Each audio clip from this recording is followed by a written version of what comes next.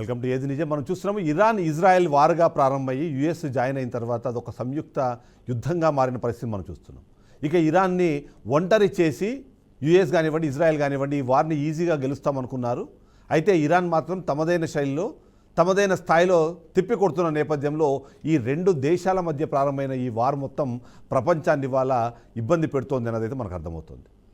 ముఖ్యంగా ప్రపంచ దేశాల్లో భారతదేశము అందున రెండు తెలుగు రాష్ట్రాలు అటు ఆంధ్రప్రదేశ్ కానివ్వండి ఇటు తెలంగాణ కానివ్వండి రెండు రాష్ట్రాలు కూడా ఈ యుద్ధం వల్ల ఎలాంటి ప్రభావాన్ని ఇవాళ ఫేస్ చేస్తున్నాయనే విషయాన్ని మనం డిస్కస్ చేసుకుంటే గ్యాస్ ధరల నుంచి ప్రారంభిస్తే విద్య కానివ్వండి వ్యవసాయం కానివ్వండి అందులో ముఖ్యంగా ఈ ఆయిల్ రేట్స్ ఏవైతే ఉన్నాయో మొత్తం ఆర్థిక వ్యవస్థని ఇబ్బంది పెట్టే స్థాయికి వెళ్ళిపోతోంది అన్న ఒక విశ్లేషణ అయితే వినిపిస్తోంది. సో ఇలా ప్రారంభమైన యుద్ధము భారతదేశాన్ని రెండు తెలుగు రాష్ట్రాలని ఆర్థికంగా వ్యవసాయంగా ఏ స్థాయికి తీసుకెళ్తుంది, ఇక రాజకీయంగా ఈ దేశం అంటే భారతదేశము ఎలాంటి నిర్ణయాలు తీసుకోవాలి, ఈ నిర్ణయాల వల్ల భారతదేశానికి కానివ్వండి ఆ యుద్ధానికి సంబంధించిన అంశానికి కానివ్వండి ఎలాంటి ప్రభావం చూపే అవకాశం ఉందనే విషయంపైన మనం డిస్కస్ చేసే ప్రయత్నం చేస్తున్నాం. మనతో పాటు రాజకీయ విశ్లేషకులు నాగార్జున రెడ్డి గారు లైవ్లో జాయిన్ అయ్యారు. ఒకసారి ఆయనతో మాట్లాడే ప్రయత్నం చేద్దాం. సార్ నమస్తే.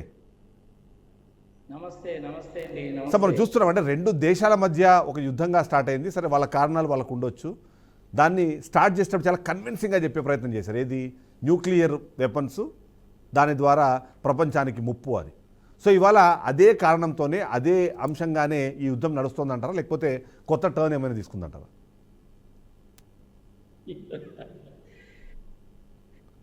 న్యూక్లియర్ వెపన్స్ సార్ మీ వాయిస్ మ్యూట్లో ఉన్నట్టుంది సార్, ఒకసారి voice. Hello hello yes sir చెప్పండి. యురేనియం 238ని ఉపయోగించి 60% వరకు మాత్రమే శుద్ధి చేసినారు. కానీ దాన్ని 90% వరకు కన్నా శుద్ధి చేస్తే అణ్వాయుధాలు తయారవుతాయి, అది టెర్రరిస్ట్ చేతుల్లోకి పోతే ప్రపంచానికి విధ్వంసము అని his excellency the honourable president of United states Donald Trump గారు చెప్పినప్పటికీ అది వాస్తవం కాదు. ప్రధానమైనటువంటి ఉద్దేశం ఏమిటి అంటే కర్రపెత్తనం చేయాలి, భయపెట్టాలి, ఆ దేశం నుంచి అమెరికాలో పెట్టుబడులు పెట్టించుకోవాలి, వాడు చెప్పినట్టు వినాలి, వాళ్ళకు అనుకూలంగా ఉండేటువంటి వ్యక్తిని తీసుకొచ్చి ఇరాన్లో కూర్చోబెట్టాలి. ఇది ప్రధానమైనటువంటి ఉద్దేశం. ఇంకొక ఉద్దేశం ఆయిల్ రిసోర్సెస్ని వేరే కంట్రీస్లో అయితే కనుక రేర్ ఎర్త్స్ మెటల్స్ని అట్లాంటి వాటిని దోచుకోవాలి. ఇది వాళ్ళ ప్రధానమైనటువంటి ఉద్దేశం. వెనిజులాలో కూడాను ఆయిల్ రిసోర్సెస్ బాగా ఉన్నాయి, 2 గంటల్లో రాజును ఎత్తిపోయారు చూసాం. లిబియాలో కూడాను వాళ్ళు చేసిన పనికి అసలు దేశమే 2 ముక్కలు అయిపోయింది, అక్కడ కూడాను ఆయిల్ రిసోర్సెస్ ఉన్నాయి. ఇంతకుముందు ఇరాక్లో కూడాను అలాగే చేశారు. సేమ్ కారణం చెప్పారండి, మీ దగ్గర అణ్వస్త్రాలు ఉన్నాయి అని చెప్పే కారణం చెప్పే సద్దాం హుస్సేన్ని 30 తిప్పలు పెట్టి చివరికి ఆయన చంపేశారు. అవును. మరి ఇదే అమెరికా వాళ్ళు పాకిస్తాన్లో మరి అణ్వాయుధాలు ఉన్నప్పుడు ఎందుకు మాట్లాడరండి? అంటే పాకిస్తాన్లో ఉండొచ్చు కానీ ఇండియాలో ఉండడానికి వీల్లేదు, ఇరాన్లో ఉండడానికి వీల్లేదు, నార్త్ కొరియాలో ఉన్నాయి. ఏం చేశారు మీరు? చైనా వాళ్ళ దగ్గర ఉన్నాయి, బ్రిటన్ వాళ్ళ దగ్గర ఉన్నాయి, రష్యా వాళ్ళ దగ్గర ఉన్నాయి, మరి వాళ్ళ దోలు పోరే? అవును. ఇరాన్ ఒక్కటే దొరికిందా మీకు? సో మీరు అన్నట్టుగా ఉద్దేశం అయితే ఖచ్చితంగా ప్రపంచం మొత్తం వాళ్ళ చేతుల్లో ఉండాలి. వాళ్లకు ఉన్న సమస్య మీరు అన్నట్టుగా క్రూడ్ ఆయిల్ లేకపోతే దానికి సంబంధించిన రేర్ మెటల్స్ ఏవైతే ఉన్నాయో ఎక్కడున్నాయో వాటి వైపు వెళ్తారు అన్నదైతే అర్థమైపోతుంది. కానీ కన్విన్సింగ్గా మాత్రం దీనే చెప్పే ప్రయత్నం చేస్తున్నారు. రెండు దేశాల మధ్యలో ఉన్న ఇష్యూను వాస్తవం ఇప్పుడు ప్రపంచం వరల్డ్ వార్ అనే పదం వాడట్లేదు కానీ మొత్తం వరల్డ్ అంతా అయితే దీనివల్ల సఫర్ అవుతుంది, అదైతే అర్థమవుతుంది. అంతే కదా సార్. మరి వరల్డ్ వార్ 3 అని నేను కూడా అనను, ఇప్పటికి కూడా. వరల్డ్ వార్ 3 ఎప్పుడు జరుగుతుందో తెలుసా అండి మీకు? ప్రజలు ఎప్పుడు తెలుసుకోవాలి కూడా చెప్తున్నాను. చైనా వాళ్ళు రష్యా వాళ్ళు కనుక యుద్ధ రంగంలోకి దిగితే అప్పుడు అది వరల్డ్ వార్ 3 అవుతుంది. వాళ్ళు ఇంతవరకు యుద్ధ రంగంలోకి రాలేదు కదా. భారతదేశం అంటే నాలుగు కంట్రీ అండి. మనకు అటు ఇజ్రాయిల్ వాళ్ళు మంచి మిత్రుడే. నిన్న కాక మొన్ననే మన ప్రధానమంత్రి గారు వెళ్ళొచ్చారు. 5,000 చరిత్ర ఉన్నటువంటి ఇరాన్ మనకి మంచి మిత్రుడే. వాళ్ళ దగ్గర నుంచి మనం 10% of our oil and gas requirements తెచ్చుకుంటాం. చాంబహార్ పోర్టును కూడా డెవలప్ చేస్తున్నాం, పెట్టుబడి మనమే పెట్టాం. వాళ్ళతోటి మనకు 5,000 సంవత్సరాల నుంచి వాళ్ళ నాగరికతను మనం గౌరవిస్తున్నాం, మన నాగరికతను వాళ్ళు గౌరవిస్తున్నారు, వ్యాపార సంబంధాలు ఉన్నాయి, అన్నీ ఉన్నాయి. ఇటు ఇజ్రాయెల్ని వదులుకోలేము, అటు ఇరాన్ని వదులుకోలేము. అందుకని మన ప్రైమ్ మినిస్టర్ గారు ఏం చేశారంటే సైలెంట్గా ఉండిపోయారు. ఓకే. చైనా వాడు, రష్యా వాడు కూడా ఇంకా దిగలేదుగా. ఎస్.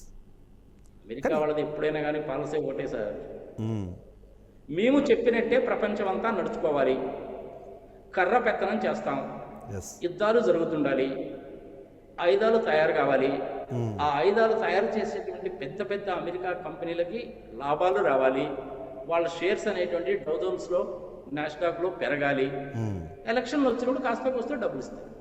ఓకే. అంతే. ఒక రకం అంటే మరి పచ్చి తెలుగులో చెప్పడం అంటే బాగుండదు కానీ చెప్పడం లేదు కానీ ఒక రకంగా చెప్పాలంటే I'm sorry to use this word. కానీ ఏం చేస్తే లేదు, సామాన్య ప్రజలకు అర్థం కావాలంటే అలాంటి పదాలు చెప్తేనే వాళ్ళకి బుర్రకి ఎక్కుతుంది. పొలైట్ గా మాట్లాడితే జనాలు తొందరగా బుర్రకి ఎక్కదు. అవును. ఇరాన్ యుద్ధం చేయడం వల్ల వాళ్ళ ప్రధానమైన పెట్టుకోవాలి, ఆయిల్ రిసోర్సెస్ దోచుకోవాలి, అంతే. సార్ ఇప్పుడు భారతదేశం వ్యవహరిస్తున్న తీరుని కాదు, భారతదేశం వ్యవహరిస్తున్న తీరుని ఎలా చూడాలంటారు? ఇప్పుడు ఇది భారతదేశము ఇప్పుడు వ్యవహరిస్తున్న తీరుని ఎలా చూడాలి? ఎందుకంటే ఇరాను మన నేవీకి సంబంధించి మీకు గుర్తే ఉండదు, వైజాగ్ నేవీ ఫ్లీట్ కోసం అని చెప్పి ఒక అక్కడ నుంచి ఒక షిప్ వస్తే అది రిటర్న్ వెళ్తున్నప్పుడు దాన్ని కూల్చేశారు. ఇప్పుడు దాన్ని మనము అంటే భారతదేశానికి సంబంధించిన ఒక అంశంగా చూడాల్సిన అవసరం ఉంటుంటారా, లేకపోతే అది శ్రీలంక వాటర్లో కూల్చేశారు కాబట్టి మనకు సంబంధం లేదని అది మనం చూడనట్టుగా ఉండిపోవాలంటారా? దాన్ని రెండు రకాలుగా చెప్పుకోవచ్చండి. మనం ఏమంటాం, అతిథి దేవో భవ. మన దేశం వాళ్ళు ఇన్విటేషన్ వాళ్ళు వచ్చారు, ఇంచుమించుగా 50-60 దేశాలు వచ్చారు. మన ముర్ము రాష్ట్రపతి గారే ఇనాగరేట్ చేశారు దాన్ని. అది జరుగుతూ ఉంది. వాళ్ళు తిరిగి ఇరాన్ వెళ్తున్నారు. తిరిగి ఇరాన్ వెళ్తున్నప్పుడు చేసినట్టు పని అది డాక్టర్ పెట్టి పే చేశారు. అది శ్రీలంక దగ్గరలో జరిగింది, జాతీయ జలాల్లో జరిగింది. అది మన డొమెస్టిక్ వాటర్స్ లో జరగలేదు. డొమెస్టిక్ వాటర్స్ అంటే ఏంటి ప్రజలకు తెలియాలి కాబట్టి చెప్పాను. అవును సార్.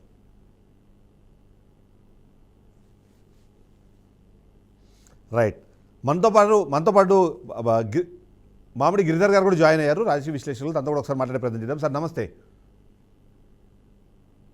నమస్తే అండి. నమస్తే సార్. ఇవాళ మనం చూస్తున్నామంటే ఇది రెండు దేశాల మధ్యలో యుద్ధమే, కానీ ఇవాళ ప్రపంచం మొత్తం దానివల్ల ఇబ్బంది పడుతోంది. దాని పరిణామక్రమం ఎలా ఉంది అంటే అన్ని దేశాలు కూడా ఇవాళ ఆ యుద్ధాన్ని ఆపితే బాగుండు అని కోరుకునే స్థాయికి వెళ్ళిపోతుంది అనేది మనకు అర్థమవుతుంది. సో ఎలా చూడాలంటారు? అసలు స్టార్ట్ అయిన రీజన్ ఏంటి, ఇప్పుడు నడుస్తున్న విధానం ఏంటి, దాన్ని ఎట్లా విశ్లేషించాలంటారు? మీ దగ్గర ఏదో నెట్ ప్రాబ్లం ఉంది. రెండు దేశాలు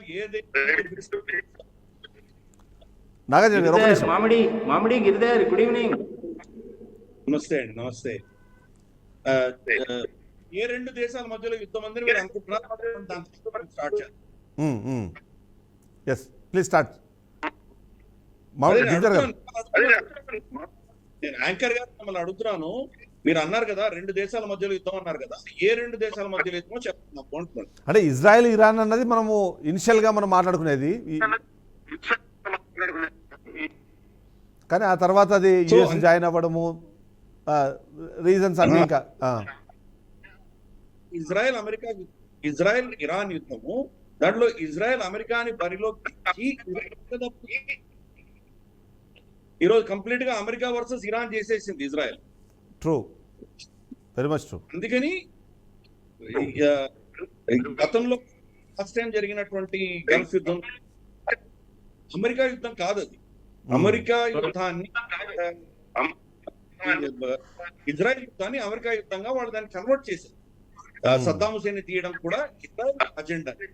ఇప్పుడు ఖమనేని తీసేయడం వల్ల ఇరాన్ ని దాని శక్తిగా నాశనం వల్ల, వీలైతే రెజిమ్ చేంజ్ చేయడం వల్ల హౌతీలు, హమాస్, వీళ్ళ శక్తి తగ్గుతుంది. కాబట్టి దానివల్ల ఇజ్రాయెల్ కి ఒక 4-5 సంవత్సరాలు శాంతి ఉంటుంది అన్నది ఆ ఇజ్రాయెల్ అజెండా. అమెరికాకి అజెండా లేదు. అమెరికాకి ఎందుకు యుద్ధం లేదో వాళ్ళకి తెలియదు. ఈ రోజు అమెరికన్ అడ్మినిస్ట్రేషన్ లో మీరు 5 మందిని అడిగితే మీకు 6 కారణాలు చెప్తారు వాళ్ళు.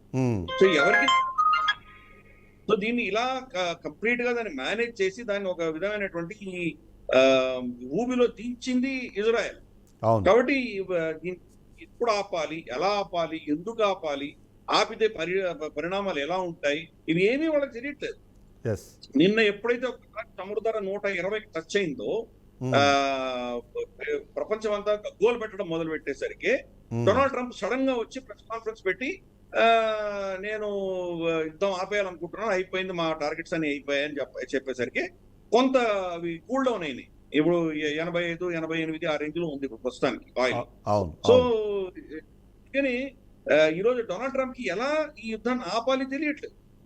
అప్పుడు ఇరాన్ అక్కడి నుంచి ఏం చెప్తోంది, మేము యుద్ధం ఆపమంటున్నారు, 6 నెలలు యుద్ధం చేస్తాం, మేము ఆపే సమస్య లేదు, ఇంతవరకు మేము మా పెద్ద పెద్ద అస్త్రాలు మేము బయటికి తీయలేదు, ఇప్పుడు తీస్తాము అంటున్నారు. Hmm. మేజర్ మిసైల్స్ తీసి మేము కొడతాం ఇప్పుడు. మేము దీన్ని చర్చలు కానీ దానికి సంబంధించినటువంటి దీని ఏమంటారంటే మన ఒక విధమైనటువంటి ఆఫ్ ర్యాంపింగ్ అంటారు ఇంగ్లీష్ లో, అంటే దీన్ని ఏదో విధంగా దీన్ని ఆపేటువంటి ప్రయత్నం చేయడం కానీ ఇటువంటివి ఏవి కూడా మేము చెయ్యట్లేదు, అవును మేము చర్చలు చెయ్యట్లేదు, మేము క్షమాపణ ఇవ్వము, మాకు పైపెచ్చి వాళ్ళు క్షమాపణ ఇవ్వాలి, అంతనే కాదు ఈసారి కనుక యుద్ధం ఆపదలుచుకుంటే మేము ఏ షరతులు పెడతామో ఆ షరతుల ఆధారంగానే ఉండబోతుంది, అది ప్రస్తుతానికి ఆలోచన కూడా చేయట్లేదు, మేము యుద్ధమే చేస్తామని చెప్పి వాళ్ళు చాలా స్పష్టంగా ఇరాన్ చెప్తుంది. సో అందుకని ఇది ఏ దిశగా వెళ్తుందని చెప్పడం చాలా కష్టం. మొదటి 4-5 రోజులు వాళ్ళు ఇజ్రాయెల్ అమెరికా ఇద్దరు కలిసి చాలా విపరీతంగా బొంబార్డ్మెంట్ చేయగలిగారు. చాలా నష్టం ఇరాన్ కి కలిగింది. వాళ్ళ ఎయిర్ ఫోర్స్, తర్వాత వాళ్ళ నేవీ మొత్తం సర్వనాశనం అయిపోయినాయి. వాళ్ళ కమ్యూనికేషన్ స్ట్రక్చర్, ఎయిర్ డిఫెన్స్ అన్ని పోయినాయి, కంప్లీట్ గా పోయినాయి. తర్వాత వాళ్ళ civil administration, IRGC command structure వీటన్నిటి కూడా కొట్టారు. కాబట్టి ఈ రోజు గణనీయంగా దెబ్బతినింది ఇరాన్, తప్పకుండా దెబ్బతినింది. తర్వాత కొన్ని రోజులు వీళ్ళు తిరుగుదాడి చేసేసరికి అమెరికాకు చాలా నష్టాలు వచ్చాయి.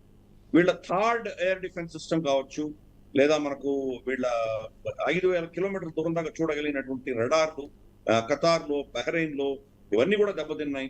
వాళ్ళ బేసులన్నిటి మీద కూడా బాంబులు పడ్డాయి. అలాగే మన సిఐఏ హెడ్ క్వార్టర్స్ రియాద్ లో కొట్టగలిగింది ఇరాన్.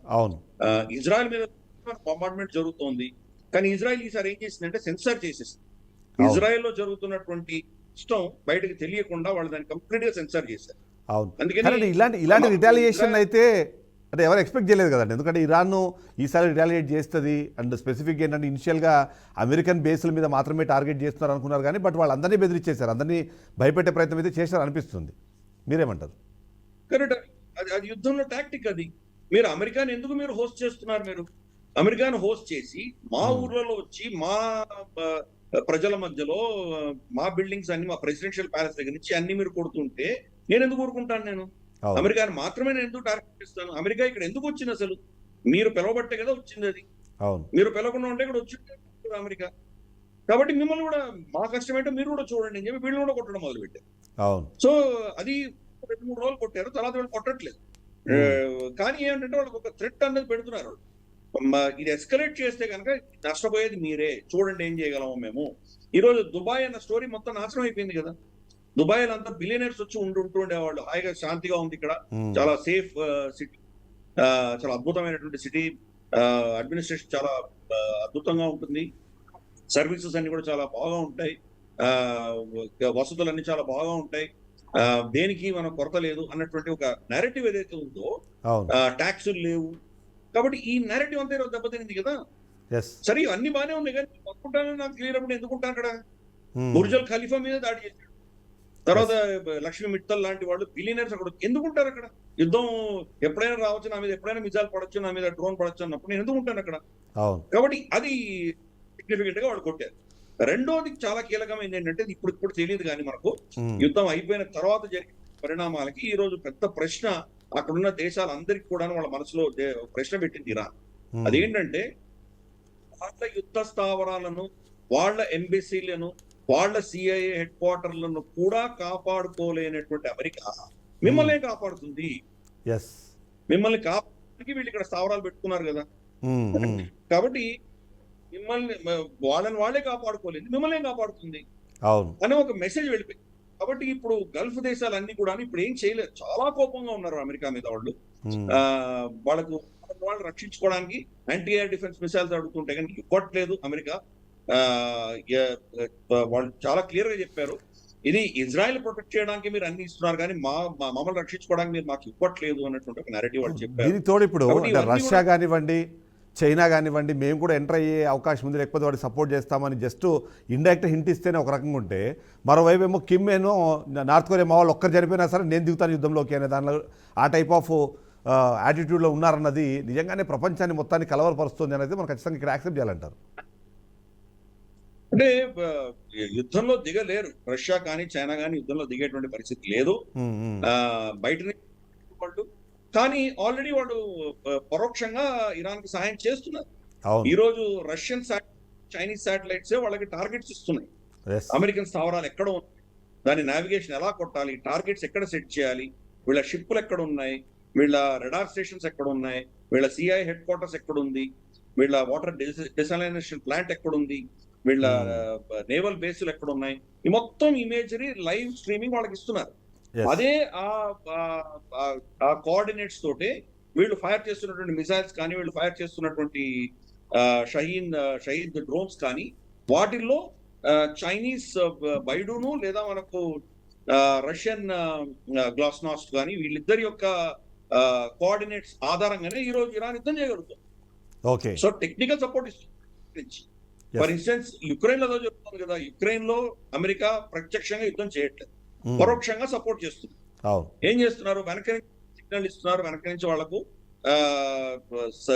రష్యన్ స్థావరాలు ఎక్కడ ఉన్నాయి, దాని కోఆర్డినేట్స్ ఏంటి, దాని జిపిఎస్లు, ట్యాంకులు ఎక్కడ దాచిపెట్టారు, ఫీల్డ్ గన్స్ ఎక్కడ దాచిపెట్టారు, మొత్తం ఇన్ఫర్మేషన్ యుక్రెయిన్ కి ఇస్తోంది అమెరికాను, తర్వాత నాటో. ఇప్పుడు దాన్ని రష్యాను చైనా దాన్ని ఇప్పుడు ఇరాన్ కి ఇస్తున్నారు. సో అందుకని డైరెక్ట్ గా యుద్ధంలో రావాల్సిన అవసరం లేదు. సో ఈ రోజు అమెరికా ఎంత నష్టపోయిందో చూస్తున్నాం. వాళ్ళు ఒక $30,000-20,000 షహీద్ డ్రోన్ వాళ్ళు ఫైర్ చేస్తే, వీళ్ళు రమారమి $4-8 బిలియన్ పేట్రియట్ మిసైల్స్ ఫైర్ చేసి దానికి షూట్ డౌన్ చేయాల్సి వస్తాం. రెండు మిసైల్స్ ఫైర్. కాబట్టి ఇది ఇంత ఖర్చుతో కూడుకున్నటువంటిది, వాళ్ళు యుద్ధం గెలవలేరు, అది కాస్ట్ సరిపోదు. సంవత్సరానికి 18 మనకు ఇవి థర్డ్ మిసైల్స్, తర్వాత మనకు ఈ పేట్రియట్ మిసైల్స్ మాత్రమే వాళ్ళు యూజ్ చేయగలుగుతారు. ప్రొడక్షన్ ఉంది. మొదటి 90 పై చిలుకు వీళ్ళు ఆల్రెడీ కొట్టేశారు. అంటే 5 నుంచి 7 సంవత్సరాల ప్రొడక్షన్ ఆల్రెడీ 3 రోజులు ఖర్చు పెట్టేశారు. ఇప్పుడు కొత్తగా రావాలంటే ఎక్కడ వస్తాయి వాళ్ళకి. కాబట్టి ఏం చేస్తున్నారంటే, ఇప్పుడు నెక్స్ట్ లెవెల్లో ఇప్పుడు కొత్తగా లేటెస్ట్ గా వాళ్ళు ఏం చేస్తున్నారంటే, మనకు లేజర్ వెపన్స్ అంటాం కదా, అటువంటివి దాన్ని అంటే కాన్సన్ట్రేటెడ్ ఎనర్జీ వెపన్స్ అంటారు, అవి తీసుకొచ్చారు. లేజర్ వెపన్స్ లాగా ఉంటాయి. వాటితోటి ఈ డ్రోన్స్ ని షూట్ చేయగలిగినటువంటిది ఖర్చు చాలా తక్కువ ఉంటుంది, అసలు లేదని చెప్పొచ్చు. ఎలక్ట్రిసిటీ ఖర్చు అంతే. డైరెక్టెడ్ ఎనర్జీ వెపన్స్ అంటారు, DEWs అంటారు. అవి ఫస్ట్ టైం అమెరికాను, తర్వాత ఇజ్రాయెల్ తప్పని పరిస్థితి ఏర్పడింది. ఇది కనుక సక్సెస్ అయిందంటే వాళ్ళు they will be able to ఖర్చు తగ్గి ఇరాన్ నిజంగా వాళ్ళు ఇరాన్ డ్రోన్స్ వాళ్ళు షూట్ డౌన్ చేయగలిగిన కెపాసిటీ వాళ్ళకు నెక్స్ట్ లెవెల్లో ఉంటుంది.